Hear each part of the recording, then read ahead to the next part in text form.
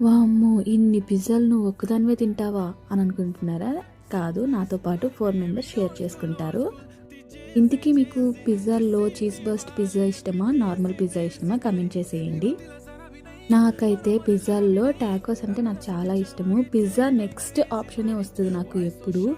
ఎందుకంటే టాకో చూడగానే ఫస్ట్ టాకోనే ఇష్టం. ఇంకా చీజ్ బర్స్ట్ పిజ్జాలో ఎంత చీజ్ వేసి చూసారా? చీజ్ బర్స్ట్ పిజ్జాలో ఎంత చీజ్ వేసి ఉన్నారో.